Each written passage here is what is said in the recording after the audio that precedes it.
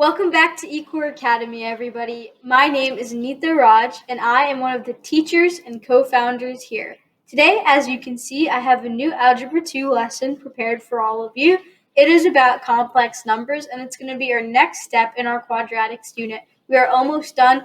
Complex numbers comes towards the end of the quadratics unit in Algebra 2. Today, we're going to be looking specifically at numbers that result from the square root of -1, which is I. Many of you know that we can't take the square root of negative numbers in the real number system. So now we're going to be looking at the complex number system, and in the complex number system, we can take the roots of negative numbers. It's just that when we do that, part of our answer is going to include this imaginary number, which is represented by I. Before I even get into the video and this explanation of what complex numbers are, I would really appreciate it if you hit the subscribe button, hit the like button on this video, also hit the post notification bell, drop a comment down below, and don't forget to share it with family, friends, and everyone else whom you think could benefit from what we do here at eCoreAcademy. Please enjoy the video. Okay, let's get right into it. First, let's talk about exactly what imaginary numbers are before I jump into problems where we're going to be including imaginary numbers, so you understand the concept and the fundamentals before we get into how we actually implement it into quadratics in Algebra 2. So first off, I want to start by solving a problem and show you exactly how this imaginary number comes into play. So we're going to solve the following in the real number system, and the problem I'm giving is x squared plus 16 equals 0. And this is going to be like typically solving a quadratic equation. We set it equal to 0 and we solve for x accordingly. And what we're going to be doing here, I'll actually show you the solution before I do the solution with all of you, is we're going to be trying to isolate x first, so we move 16 to the other side. Then to get x by itself, we have to square root x because it is a squared term in this equation. And when we square root it, we get the square root of -16 because we had to subtract 16 from both sides of the equation. And what happens in the real number system is we can't take the square root of a negative number, because if you think about it, if you have a number that is squared, for example, I'll give you an example. If we have something like 5 squared, we have squared pretty much means multiplied by itself. So 5 squared is equal to 5 times 5. 5 times 5 is equal to 25, as all of us know. And we can take the squares of negative numbers. So if you do the same thing, if we say -5 squared, we get -5 times -5, and 5 times 5 is 25, but what do we do with that sign? Well, a negative number times a negative number is equal to a positive number. So even if we square a negative number, we're going to get a positive number. Therefore, we can never have a negative number be a perfect square, meaning two numbers that multiply together to get that number. Perfect squares are always positive numbers in the real number system. However, in the imaginary number system, that isn't the case. In the imaginary number system, we can have negative numbers that are perfect squares. I'll show you exactly how that pertains to complex numbers, but I'm going to solve this problem with you just in case you didn't know how I got that answer of no real solution. So let's rewrite this as x squared plus 16 equals 0. I'm just copying the exact same problem. Then what we're going to do is we want to get x by itself, because remember, we're solving for x. What we're going to do is we're going to subtract 16 from both sides of the equation. So if we subtract 16, we get x squared is equal to -16. And again, we want to get x by itself. Because it's a squared term, we want to do the opposite operation, which means we want to square root it. If we square root x squared, we get x by itself. What we do to the left side of the equation, we must also do to the right side of the equation. So then we have to do the square root of -16.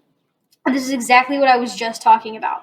In the real number system, which is exactly described in this problem, it says real number system, solve the following in the real number system. There is no such thing as the square root of -16. This just doesn't exist, because no number squared is going to give you a negative number. As I told you with the example where we had something like 5 squared, which is equal to 5 times 5, it's going to give us 25. And if we have a negative number that is being squared, if we have that same 5, but it's a -5 this time, we square that, we get something like -5 times itself, which is -5. We still get positive 25. because negative times negative is still going to be positive. So this answer, there just aren't two numbers that multiply together in the real number system that will give you a negative 16.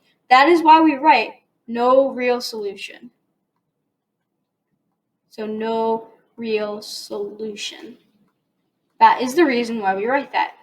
Because it all pertains to how the question is framed. In this case, the question is asking us, solve the following in the real number system. Well, that just doesn't exist in the real number system, so we write no real solution. Now, I'm going to explain to you exactly what the complex number system is. The complex number system was developed to expand our abilities to solve equations of this form. So if we have equations of this form, we don't always want to have to write no real solution, or there is just no possible solution. We want to actually find a way we can represent the answer, and that's where the complex number system comes into play. It was developed to expand our abilities where we have to take a square root of a negative number, in this case, negative 16. How would we rewrite that in a form where we actually have a comprehensible answer?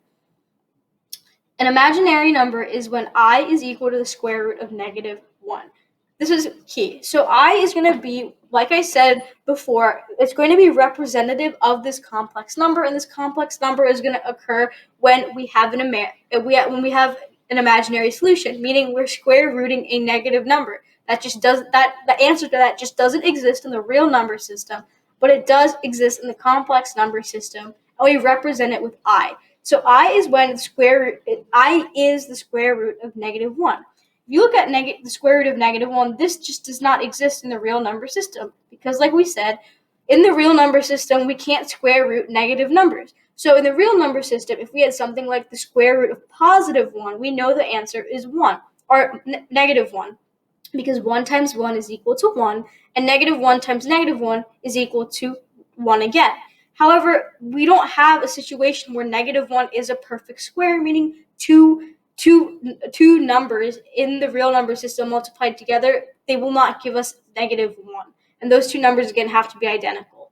So in the complex number system, we have I, which is like our representative variable. Which is going to be like our representative. It's going to represent the square root of negative 1. So if this is true, meaning if I is equal to the square root of negative 1, if I represents that answer, then I squared is equal to negative 1. And you might be a little bit confused, but I'll explain exactly how this works. So think of I as equal to the square root of negative 1. So I is equal to the square root of negative 1. So this is pretty much saying if I is squared, then the answer is negative 1. So how is that true? So like I said here, I is equal to the square root of negative 1.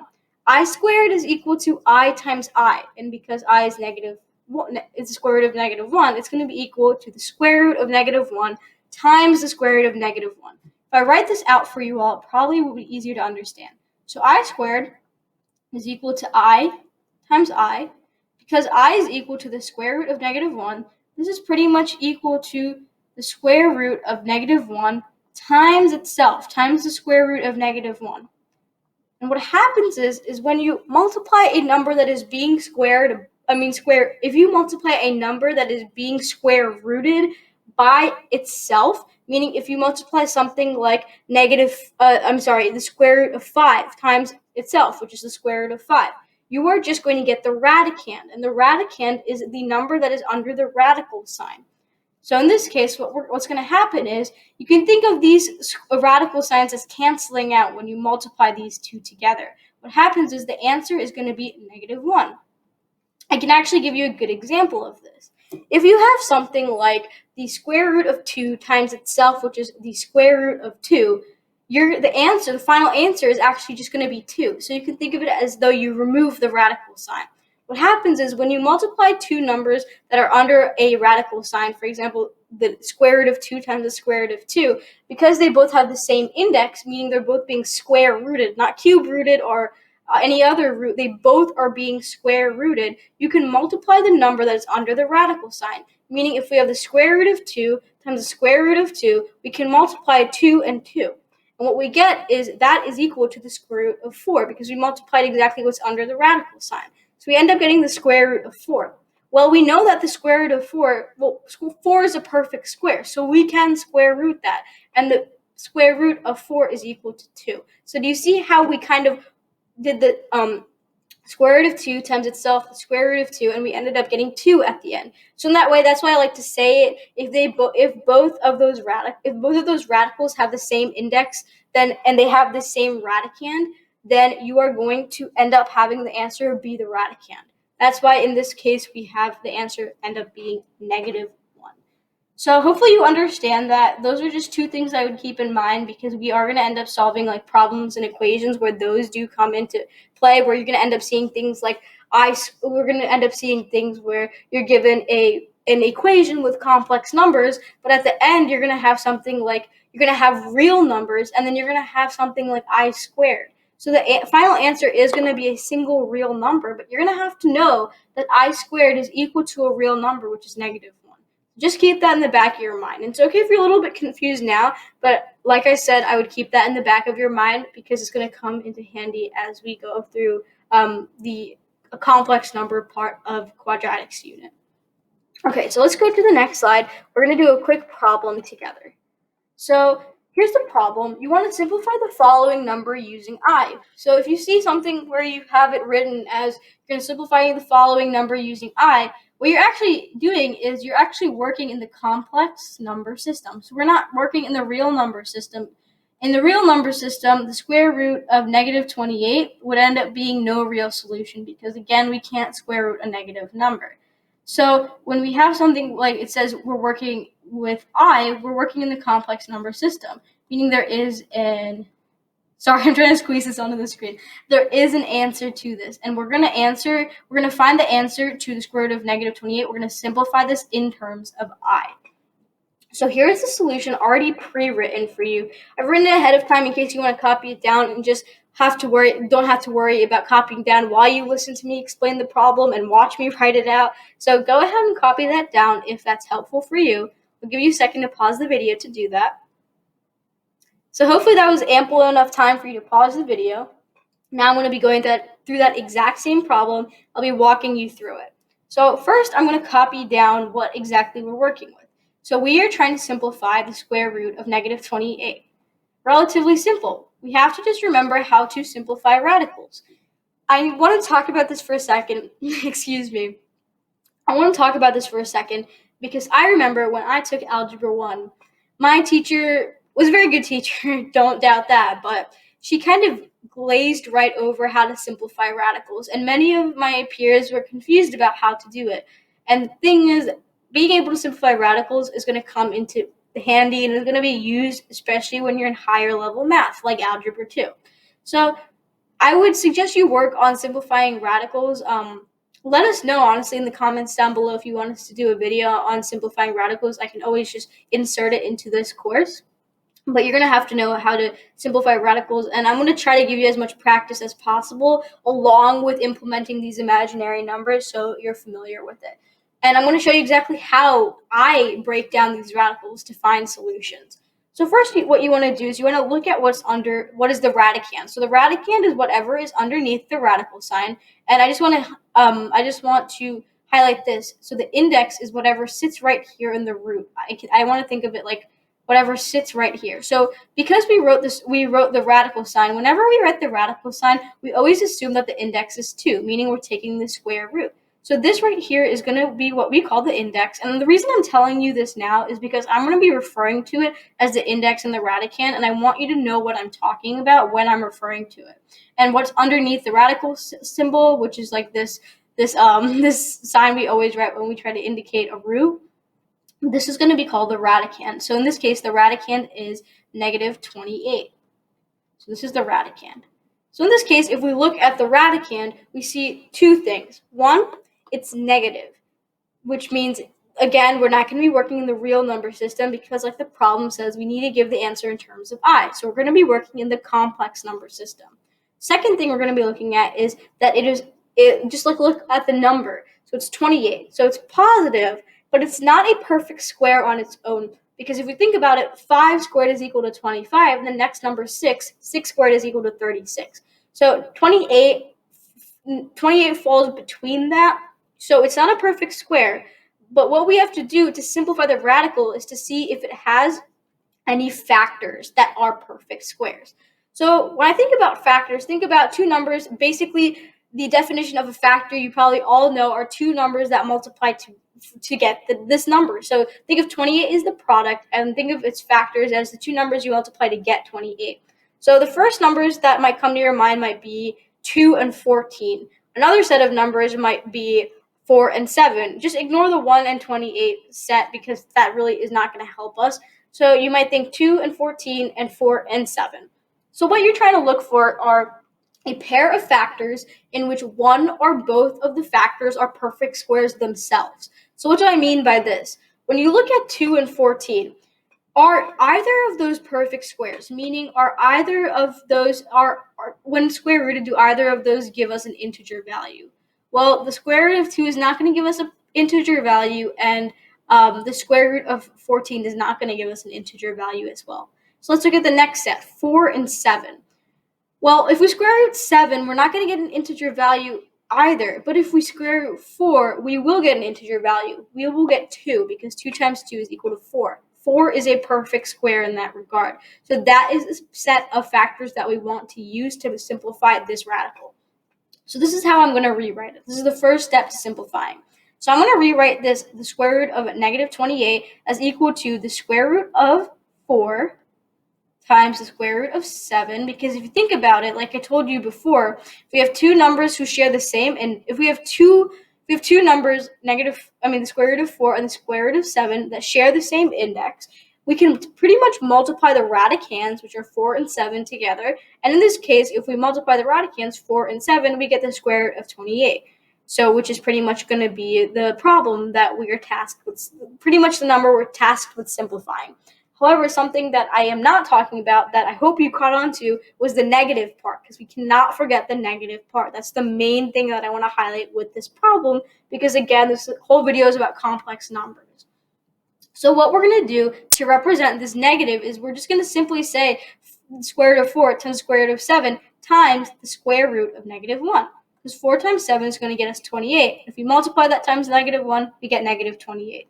Okay, so we broke it down here. Can we simplify each of these three components? Well, we can. So the square root of 4, like I said, is 2. 2 times 2 is equal to 4. So we're going to write 2 times square root of 7 can't be broken down, so I'm just going to write this as the square root of 7. And I hope you all remember, but I is equal to the square root of negative 1, which is perfect because here we have negative 1 at the end. So that means we can replace this square root of negative 1 with I. I hope you all see how I just replaced that, because again, we know I is equal to the square root of negative 1, and we need to write our answer in terms of I to show that it's simplified in the complex number system. So this answer is actually pretty much final, but how we would rewrite this so that it's in proper form would be we move this I in front of the radical symbol. So we keep 2 in the front, we move I between the 2 and the root 7, and then we attach the root 7 like a tail at the end. And this would be your final answer. So that is how we simplified a radical using the complex number system, because our radicand was negative, but it could also be broken down because it had one of its factors were a perfect square. Okay, let's go to the next problem. This one is going to be what I call explore in complex numbers.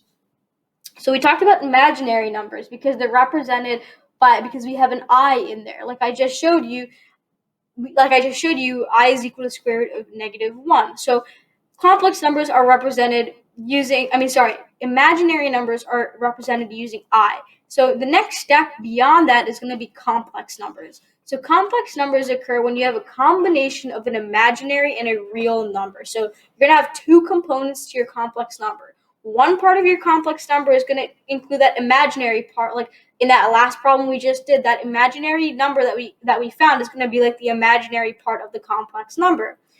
Complex numbers also have another part, and this part is going to be your real number, which is going to be something like 2, 4, 5, just a real number that occurs in the real number system. How we write complex numbers is in the form of A plus BI.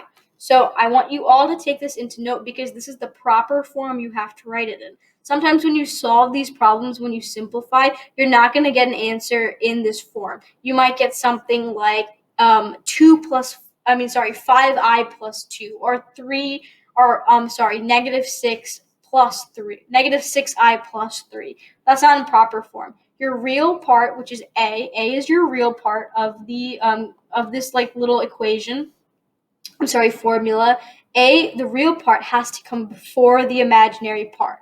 Bi together is going to be your imaginary part, because remember, b is going to be a regular value that's found in the real number system. It could be something like 5 or 6 or 7, and then I is going to be your imaginary number, which is equal to I is just going to be I, which is root -1.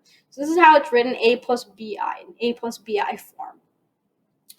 I think the best way to show all of you this is that we do this problem I call explore. So I'll show you exactly what it means to simplify numbers in the complex number system. So here we have this number written right here, the square root of -24 plus 3. And what we have to do is we have to simplify it and write it in the proper form. So there are two parts. First, we have to simplify it, meaning that there's a part of this that is not simplified already. And then we have to write it in a plus bi form. So we need to write it in proper form, because right now it is not in proper form. So let's do that together right now, after I show you the solution. So here's the solution pre-written. If you want to pause and copy it down, I'll give you a second to do that. Hopefully that was enough time. Let's move on so I can actually do this problem with you. So I'm going to rewrite it. So we're going to have the square root of -24 plus 3. What I want to do first is identify the complex and the imaginary and the real parts of this equation. This expression. So we're going to have a be our real part, and then we're going to have bi be our imaginary part. So in this, we can think of the square root of -24 as its own part, and 3 as its own part. So 3 in this case would be our a. 3 is our real part. If we look at the square root of -24, we've already talked about how negative numbers that are under a radical symbol are just not going to be, they don't have a solution in the real number system. So this is going to have an imaginary solution. So when we simplify this radical, we're going to end up having I in the answer because our radicand is negative. Therefore, the square root of -24 is going to be our bi. It's going to be the imaginary part of our complex number after we simplify it. So what we're going to do is we're going to do pretty much exactly what we did in the last problem. So we're going to try to break this radical apart, because the square root of 24 is not going to give us an integer value, because 24 itself is not a perfect square. We're going to look at factors of 24, at least one of which is a perfect square itself. So if you think about the factors, we have 2 and 12, we have 8 and 3, and we have 4 and 6. And I want you all to think for a second which pair of factors we should probably be using to solve this problem in the most efficient way possible. Okay, so hopefully you guess or know that we should be using the pair of factors that are 4 and 6, because all of the other factors are not perfect squares, but in this set of 4 and 6, 4 is a perfect square. So it would be a perfect fit for simplifying this radical in the fastest way possible. So we're going to rewrite this as this square root of -24 plus 3 is equal to the square root of 4 times the square root of 6, just like we did in the last problem, because 4 times 6 is equal to 24. Don't forget that times the square root of -1, or we're not going to get -24. We're going to get +24, which is not what we're being asked for in this problem. And then attach that plus 3 at the end. So now we want to continue to simplify each of these 3 components that are under radical symbols. So the square root of 4 is equal to 2, as we know. Square root of 6 cannot be simplified further, so we're going to leave it as square root of 6. And remember, I is equal to the square root of -1. So we're going to replace this -1, the square root of -1, with I. So this is going to be times I. And then we're going to attach that plus 3 at the end. So plus 3. And lastly, we're going to simplify this. So what we're going to do, like we did in the last problem where we had 2 times root 7 times I, we're going to move that I in front of the radical symbol and squish it right between the 2 and the root 6. So we're going to have 2I root 6. We're going to have that plus 3 at the end. And most of you are probably thinking we're done. But some of you hopefully remember that we need to put this in the form of a plus bi, where the real part of the complex number comes first, and then the imaginary part of the complex number comes second. So this is not the final answer. We need to rewrite this by putting the 3 in front. So we rewrite it as 3 plus 2I root 6. And this here is the correct answer. Okay, so let's move on to the next problem. Okay, so now let's look at the complex number plane. Hopefully, when you hear the word plane, you think of the coordinate plane that we use with quadrants 1, 2, 3, and 4, that we use to graph linear equations, quadratic equations, cubic functions, all these different equations. Just like that, we have something called the complex number plane. And the way the complex number plane works is we have 2 parts of our complex number. We have the real part and the imaginary part. In the complex number plane, one of the axes are going to be dedicated to the real number, and the other one is going to be dedicated to the imaginary number. So the one that's dedicated to the imaginary number, its units are not going to be written in terms of like one. If you think of one block on the coordinate plane, you might think of it as 1, or if you have like a different scale factor. For now, I'm just going with a basic standard scale factor of just 1. So that 1 is going to become an I, because you can think of imaginary numbers in terms of I. So if you think about it, if we call our y-axis our imaginary number axis, you can think of 1 block above the y-axis as I, 2 blocks above the y-axis as 2I, rather than 1 or 2. So we're doing this in terms of I. So you can think of I as units, if that helps you think of it better. And if we go below the y-axis, the first block below would be something like negative I, and then 2 blocks below could be negative 2I. So that's how we would write it, and that's what I'm going to be showing you in this problem. The problem is graph negative 6 plus 2I on the complex number plane and find its absolute value. So if you don't understand what this means, that's totally fine. Here's the solution pre-written for all of you. On the left-hand side, you can see the graph already shown, already done, and how we would actually split this complex number up into 2 parts and graph them on the 2 different axes and find the absolute value. And then on the right-hand side, you can show the work that I did to get to that answer. And the final answer is 2 root 10 units. If you don't know how I got there, that's totally fine. I'll be showing you right now. So first, what we want to do is we want to write down some information.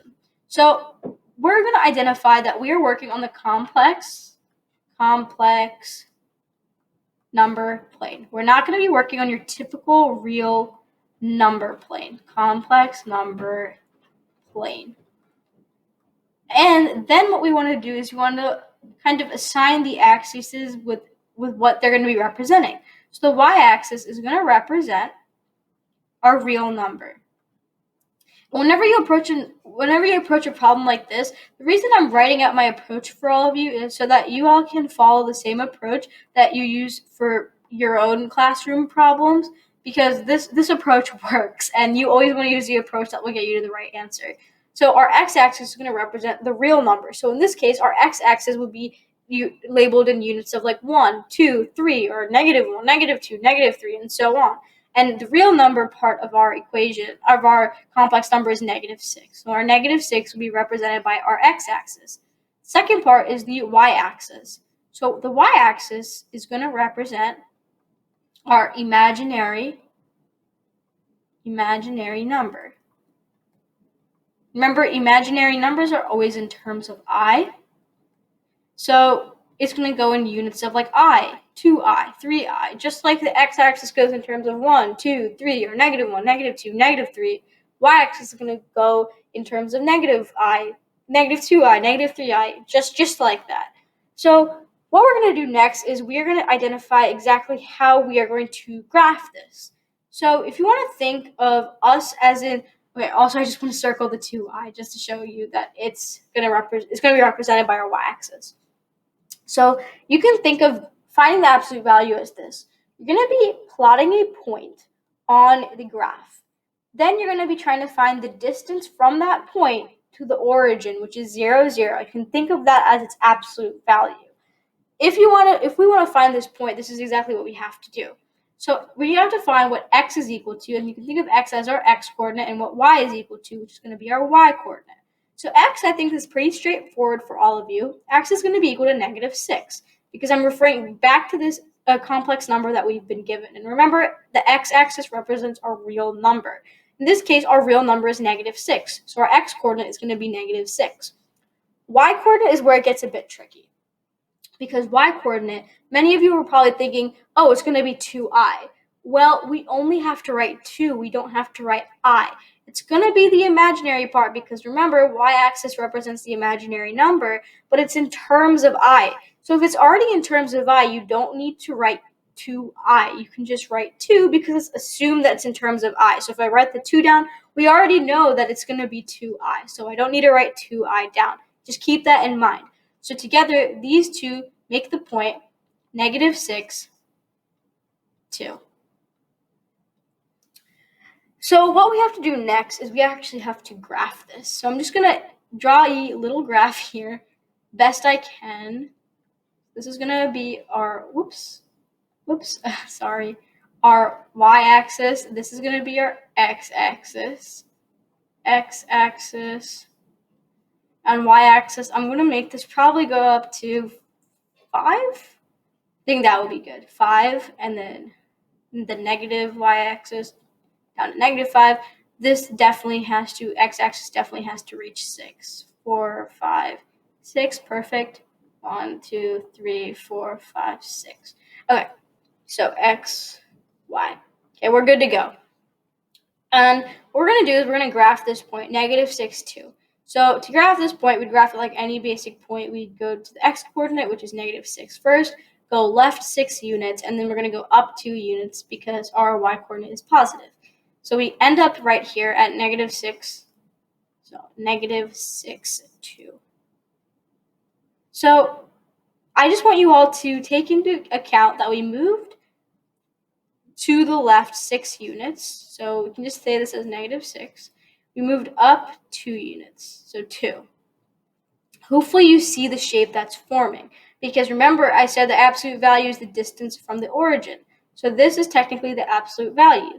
And hopefully you see that there's literally a right triangle that has formed. So we're trying to find the absolute value, which if you see is like the hypotenuse of the right triangle. So we're going to be using the 2 legs, and we're going to be using something called the Pythagorean Theorem that hopefully all of you are familiar with to find the absolute value, which is the distance from 0, which is the hypotenuse. So that's how you would find the absolute value. So we're going to do the workout down here at the bottom. So absolute value. Okay, so this is how we're going to do it. Like I said, we're going to use the Pythagorean Theorem because we have 2 legs that are known. We know this is a right triangle, but we don't know the hypotenuse. So we can use the Pythagorean Theorem. A squared plus b squared equals c squared. We know that a is equal to a. We can think of, it really doesn't matter which you use, but we'll just call a -6 and b 2 in this case. So we have -6 squared plus 2 squared is equal to c squared. And I just want to go over this point. Notice how I wrote -6 here because that's just how it was given in our complex number. The absolute value should always be positive, and the hypotenuse is always positive. And if you graph it on a coordinate plane, it's positive because it's a distance. You never have a negative distance. The hypotenuse is never going to be negative. That's why it's okay if we have -6 for now, because what happens is when we square that, we're going to get a positive number, which is 36. So -6 squared is going to be 36, and 2 squared is going to be 4. So 36 plus 4 is equal to c squared. If we add those together, we get 40 equals c squared, and we want to simplify this and get c by itself. So c is equal to the square root of 40 because we square rooted c squared, and we're going to square root the other side as well. So c equals square root of 40. square root of 40 is equal to, so C is equal to, well, if you think about it, the factors, the first that come to my mind are square root of 4 times square root of 10, because I always think of 4 because it's like my go-to perfect square. Then if you square root 4, you get 2. You can't simplify the square root of 10, so you end up getting 2 root 10 units. And this here is going to be your absolute value.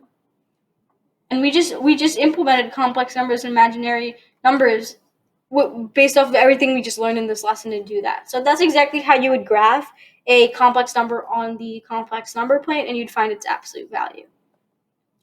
One thing I forgot to just go over is look at the bottom of the screen. You see absolute value is the absolute value of a given complex number is a plus bi is equal to the square root of a squared plus b squared. So what does this mean? It means that all this work that we just did, it's not necessary. So using this little formula we have here, we don't need to do any of this work. We don't need to graph. We don't need to just see a visual depiction of it. There's a quick formula that we can use when given any kind of complex number in the form of a plus bi, and we can use a and b based off of what we've been given to find the absolute value. So if we're given an equation in the form, if we're given a complex number, in the form a plus bi, the absolute value is equal to whatever the a value is squared plus whatever the b value is squared. We add them together and we square root that value, and we end up getting the absolute value of that complex number. And if you're a little bit confused about that, totally fine. Just keep that formula in your mind, and I'll show you with a problem, because that's the best way to show you. So to find the absolute value of the following complex number, the complex number is 7 plus 5i, and we're trying to find the absolute value of it. The solution is given here, already pre-written, so if you want to copy that down, go ahead. It's not a lot of work because we used that little formula on the last slide. Okay, hopefully you had enough time to pause the video and copy it down if you wanted to. I'm going to rewrite that formula up here. So the absolute value of a plus bi is equal to the square root of a squared plus b squared. So let's implement that with 7 plus 5i. So we're trying to find the absolute value of 7 plus 5i, which is going to be our complex number. Remember, a is the real part. A is equal to 7 in this case. bi is the imaginary part, It's 5i. So knowing this, I want you also to acknowledge that b by itself is just 5. So in this case, we need a and b. We don't need bi. So just forget about that I for now, because you only need a, which is 7, and b, which is 5, to find the absolute value. So if we plug these numbers in, 7 and 5, into the square root of a squared plus b squared, we're going to end up getting the square root of a squared, which is going to be 7 squared, plus b squared, which is going to be 5 squared, plus 5 squared. So we end up getting square root of 7 squared, which is 49, plus 5 squared, which is 25. And if we add these two under the radical, we end up getting the square root of 74. And we can't go any further because we can't simplify 74. 74's factors include 1 and 74 and 2 and 37, and none of those factors, are a perfect square. So we're going to have to leave it at the square root of 74. That is going to be our final answer. But I hopefully all of you see how we were able to use this formula up here, this formula right here, to find the absolute value of a complex number without having to graph anything or do an excessive amount of work. So that's all I have for you today. I hope you enjoyed the video, and I hope it was an insightful introduction to complex numbers and incorporating I and kind of moving away from that basic real number system and really getting into some higher level math. If you enjoyed the video, I'd really appreciate if you liked it and subscribe so you can join our student community that is fast growing and that is so supportive and enjoys our videos. Additionally, please hit the post notification bell, drop a comment down below, and share using our socials, which include Facebook, Twitter, and Instagram, all of which you can find in the description box. Additionally, our website is out and it's being populated right now, so please check that out for additional resources, just so you can find things that accompany and supplement what you've been learning in our video lessons. It is so helpful, and everything on eCoreAcademy is free, so you can you can create an account for free there. I would totally utilize that if you're a student. Make the best use of your resources.